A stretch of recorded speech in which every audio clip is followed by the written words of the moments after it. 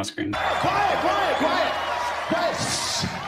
Ladies and gentlemen, let's give it up for your fearless leader. You got it, dude. Let's go. All right. And here we Welcome back to the Here We Go podcast. I am your host, Trent Ging. You all know Colin Phillips and DMC David Korb joining us to get his thoughts out since he missed Steelers Sanctuary last night. Fellas, how we doing? Not too bad. Not great. Not great. Yeah. I'm not well. The hangover Colin, is still real. Appreciate that, Colin. Colin is not too bad, and then he just remembered that he's actually doing really bad. I like it. It's a good way to kick off the show. All right, guys, I'm going to go through a couple pieces of news. I don't know if these are major pieces of news, but it's news nonetheless. The Steelers officially signed Jawan Bentley to the practice squad. Korb just got that right before we went live. They also signed Isaiah Hodges, a much taller wide receiver, which do either one of these guys move the needle for you? Colin, go ahead. No. No. So much so that Colin speechless. Look, I'm just so with Bentley here. He did have 100 tackles in 21, 22, and 23 with New England, 100 plus. So I'm hoping that he's good against the run. So is this them trying to fix one of their issues? I have no fucking idea. But he only had he only had 12 tackles in 2024. I don't know if he got injured or what happened with New England, but I think he only played 3 games. Yeah, so 4 games, something like that. Yeah, literally it says 2 games here. So yeah, I don't know, man. Of both those, that's the one where I'm like, okay. As far as Hodgkins goes, dude, I think he had 600 yards receiving total in his career over 6 seasons or something like that. Someone posted a career highlight of his. It was 1 game. All of his highlights were in 1 game. I'm like, it's great. 1 fucking game is your highlight reel over 6 seasons. I feel so great about this. So literally it feels like they signed a wide receiver 6. Great. I don't know, man. Nothing for me to get that thrilled about, to be honest with you. Yeah. So I'm not going to pick on Vaughn here because this is not toward Vaughn. This is just the whole fan base. I'm fucking tired of hearing about the killer blockers as wide receivers. Can we get one that gets open? Can we just get one that gets open? Can we just focus on that? Can our wide receiver just be like, hey, I'm going to be a guy who runs a route and catches a ball? Do they have to be killer blockers? I mean, can one just be known as a really good wide receiver? I mean, for real. Great hands. That'd be wonderful. Does anybody remember how good AB was at blocking? Nobody fucking cared if he could block. He was there to catch passes, okay? Our fan base has been, so turned around by Arthur Smith as the coordinator that we only care if these fuckers can block. It's unreal. We've literally that's not a shot at you, Vaughn, because that was just every fucking thing I see on Twitter is just about how fucking good these blocking receivers are, and I could care less. I could care less. Sorry. We're already we're 4 minutes in and I'm already on a tangent. This is bad. Do you feel better though? Did that feel good to get that off your chest? It does. I just want a receiver who can get open, for the love of God. That's all I care about. I don't know. I think Bentley gets called up sooner rather than later, though. Probably. He's yeah. Well, Malik Harrison's banged up. I don't know I don't think he was on the injury report, but he's banged up. Queen was banged up in this game with the oblique. Peyton Wilson was fucking puking on the field. There's obviously some issues there. So you got to figure that kid's going to get called up. I appreciate the clarity, Fawn, because I was not trying to dive on you on that one. You just kind of set off an internal alarm. It just kind of went on its own. Fucking Sid. But I remember how good Hines was at blocking. There's always that one fucking guy in the chat. Sid's always the guy too. I feel like he's taking that. open and caught the ball. It was Yeah, great. he was also like the franchise leader in reception yards. Dude, So you know what's funny, guys, is I was like, man, Austin didn't have a great game, So I look it up. He actually had 2 more yards receiving than Metcalf. yeah, I'm like, oh, this is great. 22 yards receiving. Metcalf had 20. yeah. This Not is one bad. wide receiver was in the top 3 in receiving for us. I'm like, this is bad. So is the Calvin Austin experiment as wide receiver 2? Is that need to come to an end? Should we Dave, start there? Dave started this shit too. And I told him, I said, come see me after game 3. Let's do a couple more games. I'm almost there. Because that was rough. But Yeah. Man. All right, Colin. So I know you're like, you've talked at length about the lack of need for wide receiver 2, the Z more specifically, in the Arthur Smith system. How are you feeling right now after seeing the second game? I'm in the minority here. I don't think the receiver is at all the problem right now. I mean, Trent, you just harped on the fact you watched the film. I watched the film as well. What was Rodgers seeing? Nothing. He was running into sacks constantly. Corb, just hear me out. He was running for his life. He was running into sacks. You have a good point. You have a great point. I think he made the offensive line look a lot worse than it was. By all means, made the offensive line look a lot worse than he was. He clearly has still some type of PTSD from New York, which I don't blame him for. I don't think that right. Yeah, I think wide receiver 2 is like problem number 8 on this team right now. Our tackles are not well. I don't think Broderick. I will give Broderick credit. He played better than I thought. But also, Boye Mafe isn't all that good of an edge rusher. I know our boy Flip was hyping him up like, oh, he's a stud second rounder. Some second rounders fucking suck. Okay, I mean, I don't give a fuck where he was drafted. He's just really not that good. Okay. So I don't think Jones was really that terrible. I thought Sayamalu played a bad game. I thought McCormick also played a bad game. The interior, again, was really struggling, run game especially. Granted, we have played 2 teams in a row with rock-solid interior fronts. I mean, Seattle, they put a lot of money into Leonard Williams, and they drafted Byron Murphy like 16th overall 2 years ago, excuse me. They've put a lot into it. They got a couple stud linebackers. The Jets are the same way. Quinnen Williams is an all-world defensive tackle, and they got a couple nice linebackers, Quincy Williams, etc. I mean, I could go down the list with the offensive line, but I really do think that this game was truly rock bottom of what we're going to see from Rodgers.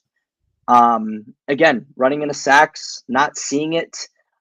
Very grotesque Aaron Rodgers throws. I mean, the guy has the greatest, or not the greatest, but the best TD to INT ratio in his entire career. He does not turn the ball over, guys. And there were 5 or 6 plays I watched when I was like, oh, fuck. Like he's going to turn this over. And I'm kind of glad he only turned it over twice. Granted, it didn't matter, but as the game was going on, I'm like, damn, I can't believe he's only turned the ball over 2 times. So I really do think that, my beginning point to your first bullet point here, Trent, is straight up Rodgers was just abysmal in a lot of different ways. So, and I will also give Mike McDonald and Seattle the benefit of the doubt. That defense is probably top 5 in the league. Probably. Like, they kind of got studs everywhere. So, they're pretty much one great edge rusher away from being like Packers level defense. And they were missing 2 studs, Witherspoon, and there's another one for them that was out this game. Eamon Worry. I remember. No, yeah. Witherspoon. I thought I saw Witherspoon play. No, he was out. No, he was out, and so was Eamon Worry. And that makes us bad, man. Like, they didn't have those 2 guys in there and still did what they did. I think that's the part that hurts the most, for sure. I'm not looking to excuse Rodgers, but he was under duress a lot, I thought. And I think you're right. That's when that PTSD kicked in. And it started to, he started making some throws. It was like, basically, I think he was trying to survive out there and not get killed. But, just bad all around. But it definitely affected the wide receivers, too. I'll agree with that. So Aaron Rodgers is not a quarterback who has had bad pocket presence throughout his career. Is this just a complete lack of faith in the No. offensive line and pass pro? Because you're right, Colin. He's running into sacks. At times he's stepping into pressures. He did it probably another 3 times in this game. Pretty. I don't think there's doubt that it was his fault on at least 3 of those occasions. Like, what's causing that? That's kind of the confusing thing, I think, for me. So I'm going to go on this one here too. So I think, we from at least my lifetime, just from like the early 2000s to now, we've watched absolute gods play from the pocket, right? Tom Brady, greatest pocket player of all time. Peyton Manning, way up there. Matt Ryan, Phillip Rivers, Kirk Cousins even is a wonderful pocket player. Aaron Rodgers in his own right. But the thing is with Aaron Rodgers that I've noticed is that he thinks he can still do the same things that he used to be able to do, right? The fact that all these off-platform throws, these crazy big-time throws off-platform, granted that Pat Freiermuth play that Pat Freiermuth dropped, that there was a penalty, like that was fantastic. But he can't be trying to do that a half a dozen times a game like he used to be able to do. And I think that's Rodgers' biggest problem right now. And I don't think there's a higher voice telling him like, hey, man, you just can't do that where you have crazy mobility. His whole career, not his whole career, but a lot of his highlight plays of his career, what makes him great is the ability to make absurd throws off platform using his mobility and everything. He just doesn't have it. And he needs to have a voice that sits there and says, hey, listen, you're 41. This isn't 2011 where you can just move out of the pocket, put your hand on the right tackle's back and make some ridiculous one-legged throw to Jordy Nelson 45 yards down. Like, you just can't do that. And that is what I think is the biggest thing through 2 games, is that he is trying to do shit he can no longer do, but he thinks he still can do because he made a career doing it. If you get my drift, that is what I think the biggest problem with Rodgers is right now. The problem is that when he makes that throw, like he made to Muth, and Muth drops it, he's going to be like, hey, I made that throw. I can still make that throw. They got to catch it. And that's what he's going to argue with when they go, hey, because I don't want them to try to keep him a box, limit what he wants to do, like they did with Fields last year. That's the only thing. But we can't pay the price every game either with it. So it's one of those things where they got to find common ground with that. They do.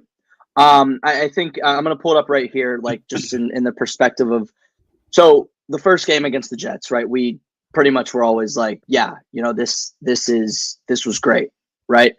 It was very efficient. He was getting the ball out quick. He had a very low average depth of target.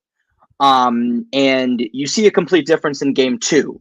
And actually, from the perspective of, I'm going off PFF grades alone, because that's, from offensive lineman's perspective, it's hard to justify film or ESPN They're stats the only ones that do sometimes. grades, so Right. So grading in terms of pass protection, as a collective, we had a better offensive line pass blocking performance.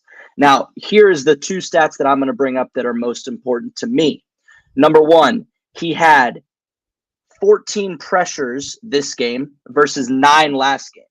The difference is he had 3 sacks this game as opposed to 4 the last game. So 21.5% pressure to sack ratio this week as opposed to 44.5 last week, right? But here's where it gets interesting. Time to throw, he got the ball in 2.29 seconds in week 1. So he was throwing the ball pretty quick.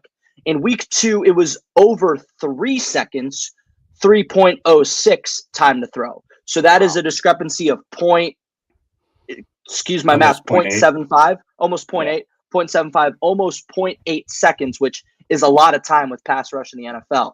Okay. That was my biggest thing in just the perspective of what he did differently in a negative way.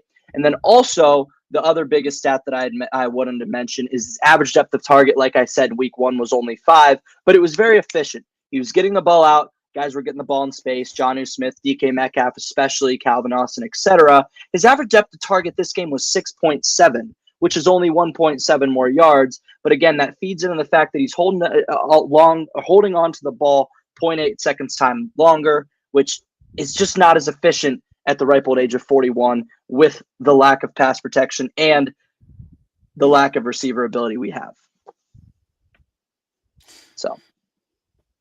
I think another thing that played into that was the fact that Seattle, in large part, sat back and covered 2 that whole game, and we still could not establish the run.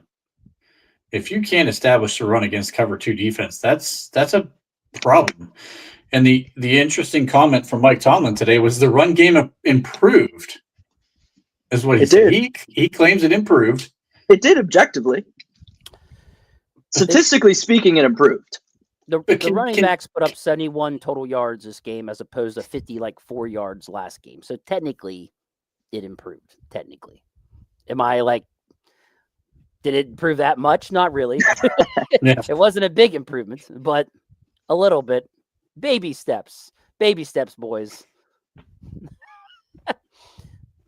If we keep taking these fucking baby steps, we might not hit 100 yards by the time the fucking playoffs roll around. I mean, Jesus. Say, about week 8, maybe our running backs will put up 100 yards. It's good. It's great. I mean, the offensive line is just not getting much push. And the times that, let's be honest, Jalen's the only one who has any success, and he's averaging 3.4 yards a carry. So for everybody who was a huge Najee hater who's celebrating Jalen Warren, they're averaging literally the same fucking yard per carry. Okay, so let's not get ahead of ourselves. But Jalen's creating most of the yardage himself. It's not the push from the offensive line. Every once in a while, he's got some running lanes, but I mean, he's just really getting skinny into holes that aren't there and finding ways to get through seams right now. That's kind of the thing. I don't know. It's the stash does get some shout out every single show, Colin. It is majestic. Thanks, it's becoming a staple. I'm going to start getting disappointed if somebody doesn't shout out the stash every show now.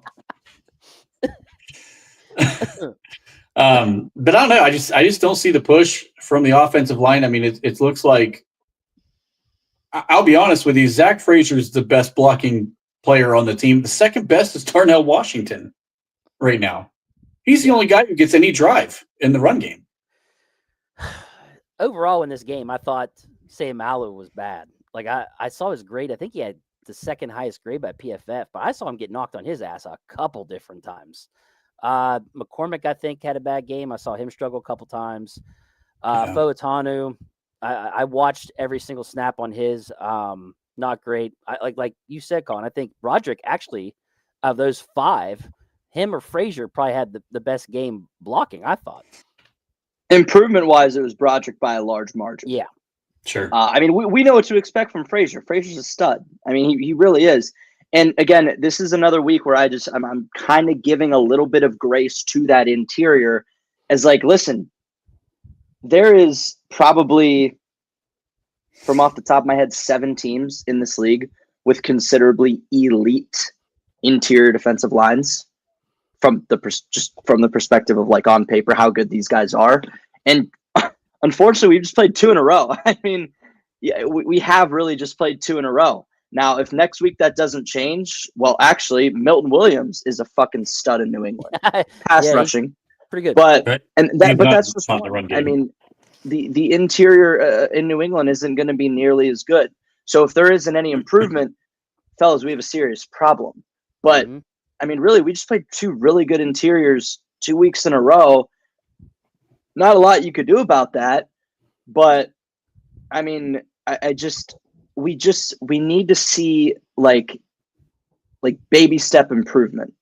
And John Middlecoff said it perfectly today, where in the NFL, from whether it be year 1 to year 2, year 3 to year 4, whatever it might be, if you're staying the same, you are by all means getting worse. You are taking a step back by staying the exact same. He made that point about CJ Stroud, where it's listen, he hasn't gotten worse. He's just been the same player as he was his rookie year, which by all means is getting worse. And that's what I feel with Seumalo and a little bit of Frazier and certainly McCormick. It's just I just don't see any baby step improvements, and sometimes it is the little things, and I don't even see that. And I'm going to be totally honest when I say this, fellas. We have to give Foutanu some just not only some respect, but some grace. This is his rookie year, right? Yeah, sure. I mean, this really is his rookie year. It basically is. Yeah. It really is his rookie year. So, I mean, I know he's a 24-year-old in his rookie year. freak injuries happen. Who the fuck breaks a kneecap in the NFL? Right? Right. It's just shit happens. And I really do want to give Fautanu some grace, but I was happy to see Broderick Jones improve. That's all I have to say about the O-line, really. Yeah. I'm going to keep saying it. Sam Malu was the guy I was the most worried about on this offensive line going into the year. And he's the least of it. He's the least of it. Yeah. Through two games, he is the least of the worries on the offensive line. You still got to find a way, I think, to. Frazier? Oh, you're worried about Frazier? No. I'm worried more about Sam Malu than I am Frazier. I'm the most worried about Sam Malu. Oh, right now you still are. I'm still the most worried about Sam Malu because I think Williams, man, I'll be honest, I think Williams had his way with Sam Malu all game. Well, that's what I said. In the run game, in the pass game. Like, I mean, I get it. Like, he is a great player. I mean, he's got to be in the top 7 defensive interior guys in the NFL right now. I'm possibly higher. Yeah. I mean, I'm just saying, like, there's no argument at top 7. You could get into the conversation about top 5, but at the same time, like, he led all defensive tackles in sacks last year, man. He's a monster. Got to find ways to slow him down. You can't let him control the game. That's where he was at with me. He literally controlled the run game. He controlled the pass game. I think he was a big part of the reason why Aaron kept, getting happy feet and moving around a lot because he just knew he was coming. I mean, he knew he was coming. And that goes back to what Colin was saying, where Rodgers would step up in the pocket right towards a guy coming for him. It was like, what in the fuck are you doing? Right. They were getting that pressure up the middle. So,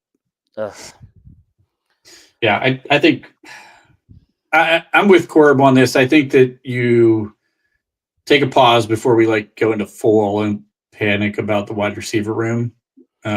Because we saw really great things out of Calvin Austin in the first game. Saw some great run after catch from DK. I don't think you're going to see him continue to drop balls the way he has, even though he does drop balls. But he's still going to make a ton of plays to make up for anything negative. Roman Wilson's the guy that I'm like, bro, what is happening here? Colin, I know you're high with Roman. Like, what the hell is going on with Roman Wilson right now? I don't know. Trent, I don't know. There has to be something that we don't know. I mean, there really does have to be. Roman Wilson essentially came into the year, and it was pretty consensus amongst the fan base that this guy is going to be the depth piece for Z, X, and slot, without question. Because we weren't going to roll out fucking Benny Skoranek in the slot or at X or anything like that. Roman Wilson was supposed to be that guy.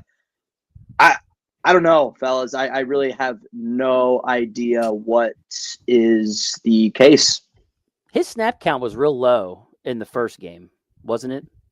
And then this game it jumped a little higher. I saw something, the percentage or something. It was he only played 9% of the game. Then it would jump to 35% this game in snap count, something like that. But I mean, they're just not. I don't know if it's just they're not using them. Really? I want to say I saw somewhere, and Colin will be able to correct me on this in a minute, but I want to say somewhere he had 12 snaps and 5 of them were pass block or run block snaps. He had 22 and 6 of them were run block. He had 22 snaps. Yeah, they're using him more on run plays than anything. And then he had Scotty doesn't know. He got some snaps, not a ton. I mean, Roman did go from 10 to 22. Roman did go from 10 snaps to 22 snaps. Okay, so it was 22 the second I week. thought he jumped. I thought so. He did. He objectively did. He had the same amount of snaps as Darnell Washington. So, and I guess that's sort of an expectation of mine. I mean, I didn't expect him to get 50 a game. I guess my expectation was somewhere around 25, 30. So, here's because Calvin Austin plays a lot of fucking snaps. Calvin Austin's a stud. He is playing a lot. And we'll get into that later. But where's Janu Smith? MIA. Snap wise? I heard all these guys. He's gonna have a monster game. He's gonna be this. He's gonna be that. No. First game, he had 15 yards receiving, and a touchdown. He also had 6 targets, though. But it's just I'm not seeing it. And I picked him for most disappointing. I picked him because I knew people were going to see what he did in fucking Miami, and they were going to expect something like that here, and it wasn't going to fucking happen. And I knew this. And now look, I thought he was going to be a big part of this offense. I thought it was going to be Metcalf, him, and then, after that, throw a dart on the board and see you hit. But I thought for sure Janu Smith was going to be a big weapon, but guess not. I think part of it goes back to Rodgers. I mean, he's not seeing some things. I mean, and it's really hard. Rodgers got pressured 16 times. He had 16 graded pressures. That is a lot. Now we're probably 4 or 5 of them on his own doing. Absolutely. Sure. But still, when you're getting pressured that much, I mean, Tua Tagovailoa didn't get pressured that much at all.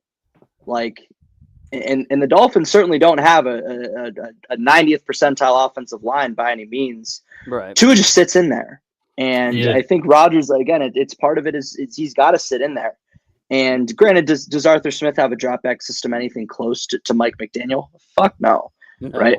I just it's hard for me to sit here and bitch about Jonnu yet when he still has 9 targets in 2 games, 4.5 targets a game. Do the math, multiply that by 17. That's what, 78 targets a year? That's on par for what I expected. I don't know if you were expecting 100, but I expected around 75. I mean, he's played 36 snaps a game, 37 the week 1, 35 last week. Freiermuth's got like 32 and 30. So at least they're pretty consistent with the amount of snaps these tight ends are playing. My biggest problem isn't necessarily the lack of target share, etc. It's the fact that it's too much like screens, too many like, and I get it. You want to get John. I was just going to go there. He's great after the catch. But part of me sits there and I'm like, you can't just sit there and fucking give him screens all day. Like, that's not going to do much. He's got like 4.5 yards a catch. You know, it drives me crazy when they do that constantly on 3rd I'm with and 10. you. Like, I'm with. I'm with you. Jonnu Smith was supposed to be the guy who gave us the athletic route running, both out of the slot and just in the tight end position in general. And I swear like 60% of his targets so far are fucking screens. Like I get it, he's athletic enough to do that. But when you've got fucking Connor Hayward and Roman Wilson out in front of him with linebackers out there, like those guys are not going to play the screen game. Right? Like they're going to get ran the fuck over, and then they're going to kill Jonnu Smith. Yes. I thought Roman held his own. On that play, I thought Roman held his own. Connor Hayward's just a lard of shit. And the fact they do it on 3rd and 10, when you've got to get 10 fucking yards, but you don't got the right personnel out there to block for him, it drives me insane. I like, look, if you want to try that on 3rd and 3, fine. But 3rd and 10, like it just. I'm like, I'm going to make one more point about the offense, and I really want to switch over to this defense. But Connor Hayward might be the worst blocker out of the tight end room, and that says a lot when you've got Pat Freiermuth and Jonnu Smith in that tight end room. Yeah. I mean, he's atrocious. He's so bad. I don't understand his role. I don't understand why he's still here. I actually got on today and I'm like, who the fuck are some free agent tight ends? And can we get them in here? Can some of them play special teams? Because Connor's that bad and we're playing him enough snaps. I don't know. I don't get it. Well, another thing I have is when we had that play with Jaylen Warren, he took it to the 5 fucking yard line. Mm-hmm. That last 3 plays called by Arthur Smith was fucking god awful. You switched out Jaylen Warren for Gainwell, and it's like, what are you doing? I didn't see Washington out there, or they didn't make him the intended guy. No, and it was like, what are you doing? That's when it's tailor made for him. The 5 you want him down there in the red zone. They called back-to-back run plays, and then I just don't get it. And then that play call on the interception, I just where are the big guys at? What were you doing? On that second down play, I'm glad you brought that up. On that second down play, I think it was Jonnu Smith that was on the end line as a tight end. Connor was at the wing on his left. They asked Connor Hayward to come clear across the line of scrimmage to pick up the edge rusher from the other side of the field, who's the one who put the pressure on Aaron and made Aaron just dirt the ball. no tight end is getting across that fucking far across the line of scrimmage. Especially Connor Hayward. You pull a guard or you send him in motion first or something. Jesus Christ, no one is getting there. And I think it was what's his name? Mafe. Mafe. I think it was him coming off the edge. And I mean, he was on top of Aaron Rodgers before like Aaron even had a chance to do anything with the ball. Like that was a terrible play design. So that was a good call out on that court because that was just horrible. Yeah, because I just don't want to make it to where it's all on the players because the coaching in this game or in general is fucking shit. And it's so poor. It's so poor. This team. Sorry. No, go ahead, buddy. Good. It feels like at this point, it feels like wasted oxygen. Like week in and week out, this team is so poorly coached. And it starts at the top. We want to sit there and bitch about Terrell Austin. You guys are crazy. If you don't know by now that it's Mike Tomlin's defense, the only thing Terrell Austin does is sit there and take a picture and smile for the media day so that on the website it could say defensive coordinator Terrell Austin. That's the only thing that motherfucker does. Okay? He might help with some quality control, but that's a Tomlin defense. This is Tomlin's defense, 100,000%. The second Dick LeBeau was gone, Tomlin said, okay, I'm going to take over. But if you watched Hard Knocks, Tomlin was sitting there and they're in that room. He's like, this, that, this. And Austin was like, yep, yeah. Yep. He's a yes, yep. sir. Oh, yeah, yeah. So it's just like, dude. Yeah. I mean, I remember that Hard Knocks episode. The only guy who gave Mike Tomlin a damn rebuttal was Minka Fitzpatrick. Terrell Austin's just in the back of the room like, oh, yeah, I agree. Yeah. Oh, yeah, I'm with literally. Yeah. That's all he did was say I agree. That's all he does. Like, and it's just crazy. It's like we harp on this Terrell Austin cat, and by no means is he a good defensive coordinator. I will say that. But we're stupid. We're sitting there wasting oxygen, bitching at the wrong people. Right. It's a Tomlin thing. Sure. Like, guys, it's so like week in and week out. It's just such a poorly coached operation. Yep. You know, it's week in and week out. And the Caleb Johnson thing, I know you don't have it mentioned here, but the only thing I'm going to say about that, don't blame the kid. No, Mike Tomlin. I agree. The coaching staff needs to tell these kids the rules. The kickoff format is way different from NFL to college. Oh, and by the way, did he ever return a kick? No, he did not return a single kick in college. Who's that? Coaching.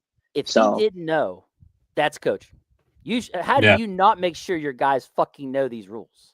Yeah. Like, come on, dude. Why would he? I brought this point up on X. I brought it up yesterday. If that ball did not hit him, which it was hard to see, and I didn't actually get to that I forgot about that play on the all 22 because I don't think it was a disgusting play anyway. I didn't think it touched him, and I'm sorry, but that kid plays fucking hard. If you've ever seen him play, he's not going to let the ball touch him and just watch it roll into the end zone. If it doesn't touch him, that's a touchback in college. That's something a rookie, understandably, could let go, and you could kind of give him a little bit of benefit of the doubt. That's a Danny Smith thing. Day fucking one, he got on that field to Steelers back in the spring. They should have been like, hey, you're going to be on special teams. Let's cover everything that's different in the NFL from college. Period. And it didn't happen. I don't understand why he was returning kicks to begin with. He's not an explosive player like that. He's just not. And he's got thing about that. I'll say this too. So I charted this today because I didn't realize it. He's got terrible vision in the return game. He's got great vision as the running back. In the return game, he does not see any creases at all. He stretches everything out wide. He stretches everything out. No, I can tell you firsthand. It is hard. Returning punts and kicks is hard from a vision perspective. Sometimes you just sit there and you're like, where the fuck do I go? But again, he's never returned a kick in his life. Why isn't it Gainwell back? Why isn't it Gainwell and Warren? Warren returned kicks for 2 years. Because he's the featured back, which I still think is bullshit. Why? It's coaching week in and week out, fellas. The one I want to bring up, I think, too, was that could we have challenged that play? Did it not look like the guy actually recovered it? That he loosely. Tomlin addressed that today. He was asked. He said Why didn't he challenge it? He says because they rolled it a touchdown, he assumes that they checked it because every touchdown's reviewable. He says, I assume they checked that, saw he was inbounds, and I didn't challenge. That's more or less what he said. I assumed. And this also goes back to that thing, which, yeah, I mean, this goes back to like, did we have a guy who even fucking watches the cameras to see if he should challenge? Because that's been an issue for like forever. Don't worry, Colin. Pretty much we know what he's going to say. Yes, it's the same old. I went 4 straight years watching every second of every single one. Oh yeah, I'm not wasting my time on it. Okay, he's gonna say a bunch of yes man bullshit, a bunch of weird little gimmicky phrases, and say that he doesn't see anything changing at this current conjecture because pressure builds character or something stupid like that. So I pay it no mind. Vaughn, he was afraid you might actually win a challenge. All right, we're gonna switch gears. This is the highest paid defense in the whole fucking NFL, fellas, and it's the highest paid by about $10 million. It's not that it's particularly close. They are currently 29th in scoring defense. Is it panic button time? Like, where are we at with this? Because this is a mess. Wait for Harmon to get back, and we'll see. Do you think one guy makes that much of a difference? I think it'll help a lot. It'll help. I see a lot of, and I'm one to be objective about things. I totally understand everybody's reasoning for sitting there and picking on Benton, but I just thought Benton played a really good game. He was everywhere. No, listen. Oh, I'm giving you your time. But he was everywhere in the pass rush. He was everywhere in the pass rush game. Everywhere. Pass rushing, he was great. Graded out pretty well. Thought he was good on the film. Had 3 pressures. So it's pretty good. He made a couple of plays behind the line of scrimmage in the run game. The problem is it's so easy to double Benton because you could have like Kenneth Walker blocking Isaiah Loudermilk, or Trent blocking Logan Lee, or Cora blocking who am I missing? Who am I missing? There's 3 that I want to harp on. Loudermilk, Logan Lee, Ekwale. Like, who the hell are these clowns? Now, YA Black, I don't know necessarily what to say about YA Black quite yet, because I don't think I've seen necessarily enough.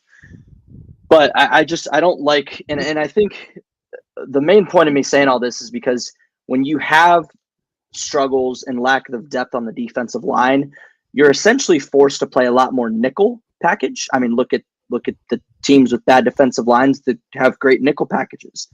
When you have a bad defensive line unit, you have to play more nickel, and that's when you're going to get gashed in the run game no matter what.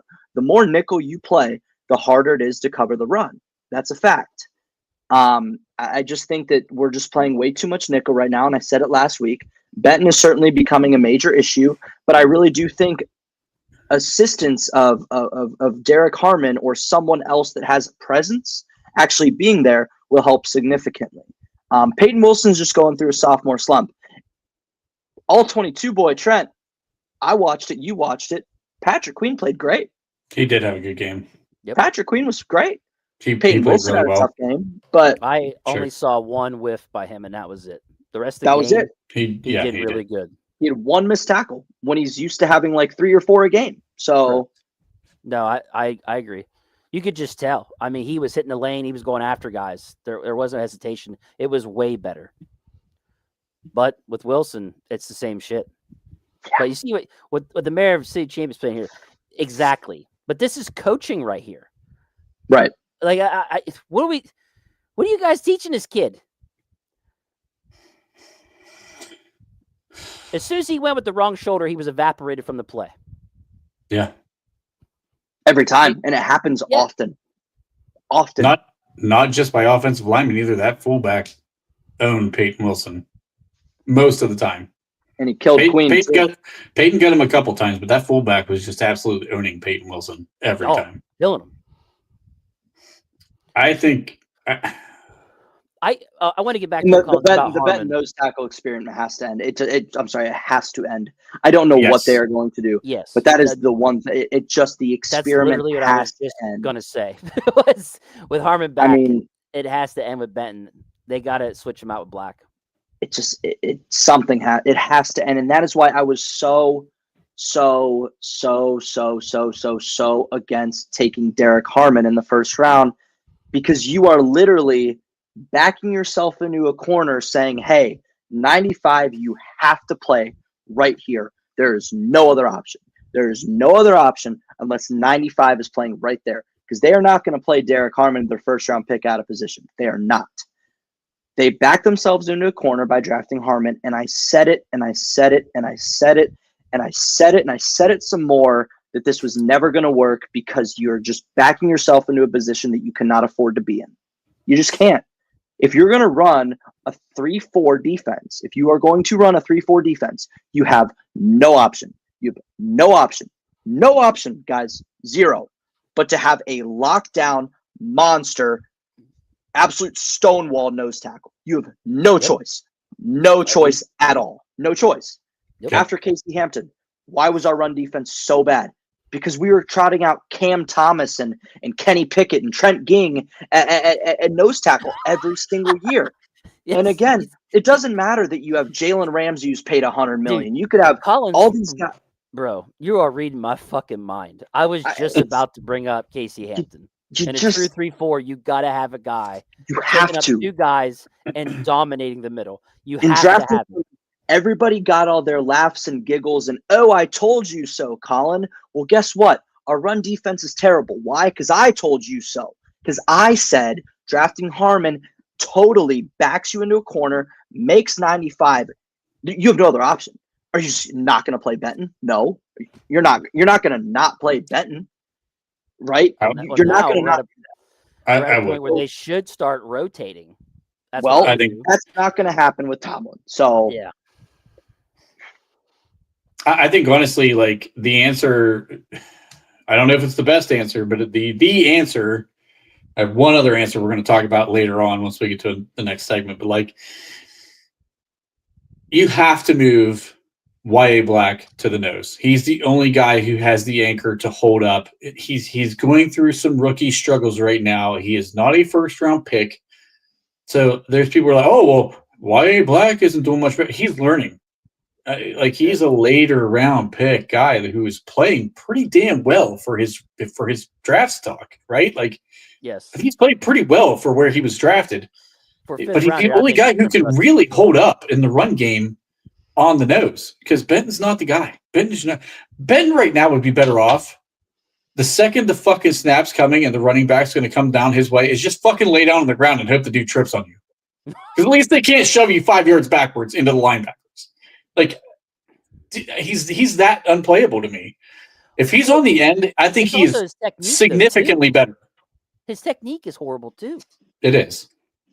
He wants to swim move everything. He wants to swim move every goddamn play. He has no other move in his arsenal.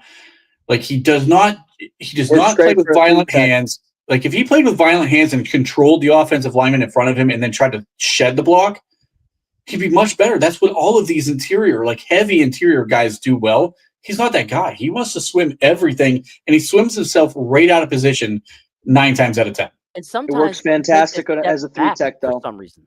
That's my point, Colin. That's why he's got to get the fuck off the nose. That swim move is great as a 3-tech. Yes. You take a guard, a guard and swim right in between him and the tackle. It's money. I mean, we saw it in his rookie year. It's absolutely money. Again, are you going to play Harmon? Are you going to put Harmon at nose? Are we going to put Harmon at nose, guys? Are we going to? Oh my God! No. You can't. Alan Saunders is a fucking idiot. You can't. You can't put Harmon at nose. You can't. He and I had a little bit of a back and forth actually earlier. Yes. me and I know. I Alan saw Saunders. it too. I saw it too, and he agreed with you. I like the Monty Adams thing, but you have two guys who are a second rounder and a first rounder that they both play the same fucking position. So I don't know what, and I don't. This is the one time I don't think it's coaching. I think they're just backed This into a is not corner. coaching. This is not coaching. They're just backed into a corner. Are you going to play your second rounder from 2 years ago out of position, or your rookie first rounder out of position? You don't get an option. So I think I think to me, the only way you fix the defensive front, Loudermilk needs to be gone. First of all, I don't care how long he's hurt; he can be out the fucking season. He's been that bad. He's by far the worst of the group. But I think you put Benton out as the 3-tech. I think you rotate Montravius Adams and Y.A. Black on the nose. I think Cam Hayward, Benton, and Derek Harmon rotate as your ends all game. And I think you can get those guys all pretty significant snaps and keep guys fresh by doing that. Because Cam is playing a ton of snaps right now. Black played 40 snaps last game. That's a lot for a guy who's a fifth rounder who's not used to being on the field that much. That's a lot of snaps, guys. Going deep into the season, that's going to be a lot. I will say this, though. I'm not sure I want Montravius Adams out there on run plays, though. His run defense was not that good. it's better than Benton. That's why you get. I got it right here. He had a run defensive grade last year of 34. Now his pass. It was rush not. It was not better than Benton. He's a good pass rusher. Yeah. What did you just say? That's not better than Benton, he said. No, That is not better than Benton. I wanted to check because I wanted to make sure I was right because I remembered Adams not doing good against the run. And yeah, he did not. A 34 grade. But his pass rush, I knew he was good at that, but it was a 60.2. So it's double his run defensive grade, guys. So obvious passing downs, sure. But on run downs, I don't know. I mean, we should, in a perfect world, we signed Christian Wilkins. I don't know why we do that. I don't know why they haven't yet. They should. Don't get me wrong, but they're not. Maurice Hurst is a kid out of Michigan who was Kenneth Grant before Kenneth Grant. I mean, he'd be serviceable there. We just have to find someone who is serviceable from a depth perspective, because how many guys on this defensive line, fellas, in terms of just the roster, the 53-man roster, actually has genuine experience and or, let's go, size and ability to play nose tackle? Not Hayward, not Benton, not Harmon. Y.A. Black only played 5-tech in college. Granted, he should be a nose tackle in the NFL, but that goes down to the experience thing. Why do we have 6 defensive linemen and not one of them have a single inch of experience, ability, or size to play nose tackle? Because the organization said that we're not in base enough to draft a nose tackle, but you'll draft a fucking edge rusher when you've got 3 edge rushers in the 4th round. So give me some fucking common sense on that one. Right. You can't draft a fucking nose tackle in the 4th round. You're going to take an edge rusher when you've got 3 fucking good edges in front of him. I mean, don't get me wrong. I like Jack Sawyer. I thought he actually played fairly well last game, but at the same time, he was. If you listed your needs in the draft class, edge didn't even fucking show up. No, it shouldn't have. I mean, you needed a wide receiver. You needed nose tackle. We fucking did neither. Yeah, I mean, as far as value goes, I get it. But besides that, Sure. Why in the world? And the cool thing about the Malik Harrison signing is that he can play both middle and edge. Yeah. Yep. But no, let's draft Jack Sawyer in the 4th round. Right. No, and there were plenty of noses out there they could have went and got. Even in the later rounds, there were still some good ones. Yeah. But we got. I would have doubled up on the defensive line. I think in my mock draft, my 2 mock drafts, I think both of them I doubled up on the defensive line. I really think I do. I think I did. I did too. You had absolutely, but I had them taking a nose, like a true. Me too. Oh, well, I was hoping Kenneth Grant would fall. So was I. But even in the ones I did where he didn't fall, I think in one of them I did take that kid from Florida, the fucking 400-pound dude. So I mean, he ain't moving that dude. Like, he's just gonna plug and sit. That's fine. But I don't know, man. The run game is I think first and foremost starting on the defensive line. A lot of people are killing Peyton Wilson, and I get it. The technique stuff is bad. He's taken some bad angles. That one long run from Kenneth Grant that I think it was the touchdown. I think it was the 3rd and 10 touchdown. He took one of the worst angles I've ever seen a linebacker take at the ball. It was really, really bad. But at the same time, like, how many times are those guys getting guys thrown back into their lap and they're trying to fight their way off of it? Or we're just letting offensive linemen climb to the second level before these guys even can diagnose the play. Like, it's not all on the linebackers. I'm going to continue to pound that drum. But how many games are we going to see the safeties being top 3 in tackles? Like, it's not good. We saw Minka Fitzpatrick for years in that category. Yeah. Why did Minka Fitzpatrick not get the turnovers? Well, because he's too busy tackling the fucking ball carriers 10 yards downfield. And I said that they turned him into a third linebacker. That's all they fucking did. You're right. And Jalen Ramsey getting targeted 11 times and allowing 9 catches. We gonna talk about that? Yes, let's dive into that. I got 3 fire minutes. away. I'm actually 10 minutes past my cutoff. So. Okay. Yeah, I'm a few. Yeah. I was hoping we could condense this one too, but anyway, I'll stop. He got beat often. So the debate was it zone or man more? PFF charting doesn't always give credit to the schematics, and they give credit to the closest man available. Some of those were not Jalen Ramsey. For example, did Jalen Ramsey get beat on the touchdown, or did Juan Thornhill decide he was going to set a better pick than any NBA player has ever fucking set? I mean, can we talk about that for just a moment? Or how about the zone play when fucking Smith and Jigba runs and there's 3 guys, and then they're like, well, fuck, we're not going to go there. We're going to follow the guy who's a fucking tight end that we can't even name this guy because he wasn't even on the play sheet.